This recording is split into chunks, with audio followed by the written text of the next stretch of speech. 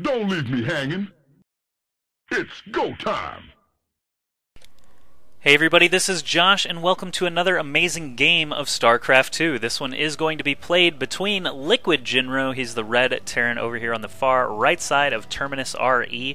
His opponent today is Duckload Raw, the blue Protoss on the far right side, and of course he is better known as White Raw. He's just sponsored by Duckload.com. I know you've heard it a million billion times, but it's got to be explained every time, just in case someone gets confused. Are there two people on the team Raw? Is it White and Duckload? No, it's just White Raw is sponsored by Duckload.com. And again, I know you've heard it a million times. I apologize. This is just 1,000,001, so it's not really a big deal. But this is Game 1 in a best-of-3 series being played for the quarterfinals of the Dreamhack Stockholm Invitational, and there were only 8 players in the tournament anyway, so round of 8. Starting out in the round of 8 means you only have to win 3 series to win the entire thing, and they are playing for over $16,000 worth in cash prizes. The other competitors, I've already cast the round of 8 matches between OGS MC and Mao's Maro, so you can check those out on my channel, and I'm going to be casting the rest of them as well with Huck, Dignitas Show, Liquid TLO, and every time I do this, I forget the last person. MC Maro, White Raw Jinro, TLO Huck, Idra, and Dignitas Show. Idra is the one I forgot, but now I remembered him. So yeah, I'm going to be casting all the games from this tournament. I might as well. I know some other casters have already done it, but hey, I got nothing to do, so I might as well cast them as well. They are some great games, of course, as you would expect, with some of the best players in the world, so let's just sit tight and watch all of them. White Raw is often scouting after dropping his first gateway. Of course, he's going to check that top spawn first. Not going to find anything. Jinro a little bit luckier, it looks like, since there was no probe arriving in his base just yet. He went ahead and assumed that White Raw would be at this cross position, and of course we know that he is going to run right in here and find all these probes just happily mining. White Raw very aware that this SCV is in here as well. Cybernetics core coming down at a very normal time. No second assimilator just yet. Not a big deal at all. This first Marine from Jinro will be able to ward away the scouting probe from White Raw, so he never even got up the ramp to see what was going on. Doesn't know how many gases are going down. Doesn't know if there's 2 barracks or just the one like we do. There is a pylon spotting for White Raw in the smoke. Of course, that's going to be helpful against any sort of drops and things like that. Now that the Cybernetics core is done, Jinro is just going to leave because a Stalker could come out at any moment. There's already a Zealot here starting to chase him down. White Raw again with some nice pylon placement means he's going to be able to warp in on the low ground and cut out this whole run distance down the ramp through the natural, etc., here on this map, Terminus RE. And if you guys and gals aren't too familiar with this map, then you haven't been watching very much of the GSL or the TSL because it's been featured for quite a while now, but I will go ahead and show you the natural.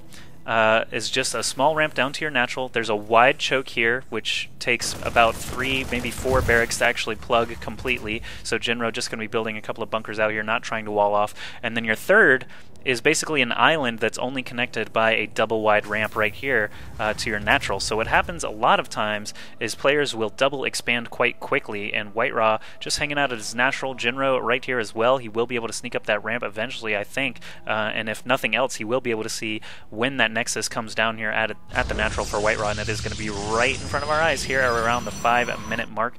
White Raw has his first Zealot and Stalker coming in here just to make sure Jinro's not moving out with a dozen Marines or anything like that. He basically can just sit out here just out of range of that bunker and know exactly when Jinro starts to push out. White Raw, tech-wise, still just working off of these gateways. No additional tech yet, no Stargate or Robotics Facility or Twilight Council, anything like that. Looks like he is praying to drop something. Here it is, the Robotics Facility, so 2-gate Robo, and that Robo is only after dropping that expansion. Jinro has already expanded himself, getting that second command center turned into an orbital command. Let's look at the harvester count. For the first time this game, we see that White Raw is ahead by 6 harvesters, and that is, of course, a result of being able to chrono boost out that probes and not really being in any sort of emergency situation where he needs to pool that chrono boost energy. So he's just been working on his probes, no big deal at all. Now that the second Nexus will be coming online soon, he'll have 2 chrono boosts to work with, and he'll be able to gain an even better lead just on harvester count. However, Jinro, with these mules, obviously getting more mineral income there. White Raw is a bit ahead on gas somehow. He's only got 2 harvesters actually in this left side assimilator. That's kind of interesting, and only putting actually putting all 3 here on this one at the expansion. So that's kind of weird. I don't know if he actually knows about that. Maybe we'll check in on that again a bit later. But Jinro, what is his tech looking like? We looked at White Raw's. He did get that robotics facility down, and now we see an observer coming out quite quickly, and this is a result of him not getting the best scouting information. If Cloak Banshees show up, he will have a pretty good timing on that observer. We can see that Jinro is not planning anything like that. He doesn't even have a factory built yet. He is just making lots and lots of bio with stim and these combat shields, researching now. Go ahead and go away, because I am planning on casting a lot of games in a very short span. Don't want to get too distracted by people signing on and off. But yeah, double Chrono Boost working its magic now. Income tab should be even farther in White Raw's favor. We see he's up by 8, and actually that mineral count starting to equalize a little bit more now, since he does have so many more harvesters than Jinro. That should be equalizing soon. He's still got a single stalker waiting outside of Jinro's base, so he is going to see this big batch of units wandering across the middle of the map. I don't know if this is just a feint from Jinro, like he wants White Raw to leave him alone basically, or if he's going to continue all the way with this attack. Now we see a factory in that production tab, probably working his way toward medevacs as he gets all the rest of these upgrades finished. Engineering bay, the next plausible step as well, so he can get +1 bio attacks. All these timings working out pretty well. He does have a larger army than White Raw right now, but White Raw does have more supply total. We'll see in a moment once these guys clash. Oh yeah, and White Raw, of course, with that warp in off of 3 gateways now. He's also got Colossus tech, so this guy will be out here soon if he continues that chrono boost on it. And Jinro trying to arrive before the Colossus can make a big difference here, but these sentries should be able to force field quite nicely, pick off a few units here and there, and we see White Raw actually backing up a little bit, trying to wait for that Colossus to come out. He really needs to engage. Those last couple of force fields didn't actually do too much for him, but now that the Colossus is out and Jinro's forces have been thinned out very effectively, looks like he is going to have to just turn tail and run with those last few remaining units. So White Raw did actually stay alive long enough. He did bide himself enough time for that Colossus to come out, and Jinro is forced to run away. One of these Marauders here with just 1 HP. The Stalker's taking shots at the other one, but there is the free kill that we were looking for. So I don't really think, yeah, White Raw already turning around. I was just going to say, I don't really think White Raw is going to continue and turn this into an all-out counterattack. He's just going to expand here at his third, and I already told you, that's just a double-wide ramp, basically, leading into that third. Nothing else really prone there until Jinro can get some medevacs out. He does actually have that starport finished now, dropped it onto the reactor that he built with his factory, now making 2 medevacs at a time, adding on 2 more barracks. Still no third command center, though, so White Raw still looking very, very good in the economy side of this game. Double forges being dropped. Protoss can get that +1 armor very quickly. And with a double forge, of course, they can get +1 attacks very quickly as well. But when your opponent is going mass bio, the faster you can get those armor upgrades out, the better, because those Marines will just do such pathetic damage against all of your units with Guardian shields and those armor upgrades. So White Raw doing a good job right now after deflecting that attack, building upon his lead. He's at 61 harvesters against 49 here of Jinro. Mineral count's pretty close here. Gas count pretty close as well.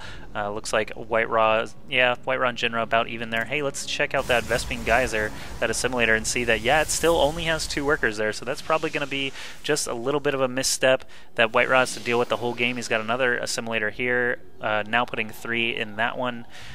Third Nexus is finished now. He's got a couple of Colossi ready to go in case any medevacs or anything start to show up at that third.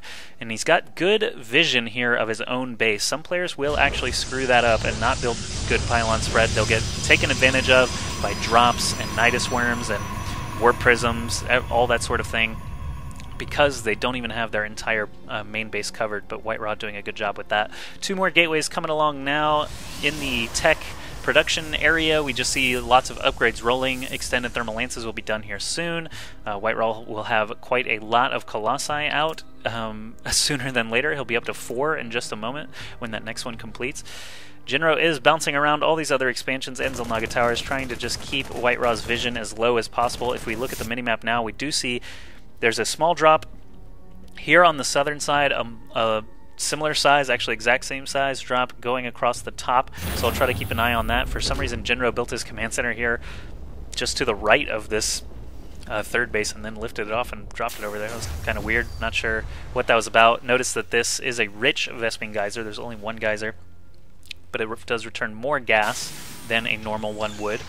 and there's only 6 mineral patches here at that third, but it is much safer than trying to take this as your third with the full-size expansion there. So Jinro is going to be trying to do both drops at once. It looks like he got bounced away at that top by those Colossi and Gateway units, but White Raw has enough units here to actually cover both drops, and he might actually kill this medevac here. Only 10 HP left on it. Jinro has to be glad to get away with even anything there. 10 HP, sort of a miracle save, but now he's queued up, about to drop into the natural perhaps. No, it looks like he sort of changed his mind. He's heading home now. White Raw is expanding again. He's going to be on a 4th base here soon. 75 harvesters to 62. Now leading in both gas and mineral income. White Raw just really focusing on economy here. Jinro getting out a couple of ghosts now, so he's mixing up his unit composition a little bit. He could actually build a nuke as well. They are pretty cheap, those little nukes, and they don't cost any supply, so I do enjoy watching players build some nukes. And sorry about that text message.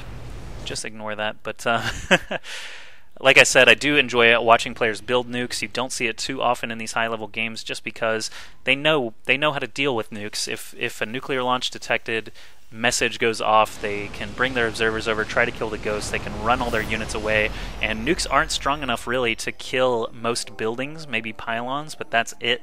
A nuke actually will not even kill an assimilator, and it takes 3 or 4 to kill a nexus completely. So that's pretty much why you don't see nukes that often. But Jinro actually trying to do several things here at once. He's got a couple of zealots lined up over here on the left side. He's got his drop about to drop here in the third of White Raw, and it looks like there are not a ton of units here to be able to defend against this, so Jinro might actually get some damage done. White Raw does spot it quickly though, warps in 7 zealots actually. Wow, I didn't even realize he had 7 gateways ready to go. Both players are maxed right now. Jinro just pulling up everything and heading back home. White Raw can actually just leave these zealots here. I don't even think he needs them with his main army, but wow, Jinro really trying to press into the 4th here. White Raw getting a good angle here with these Colossi and their extended thermal lances. I don't know how Jinro is going to be able to get in here. He needs these Vikings to lead, but there's a decent Stalker count here to be able to kill off those Vikings, and there's so many Colossi actually that I don't know if these Vikings would be fast enough anyway.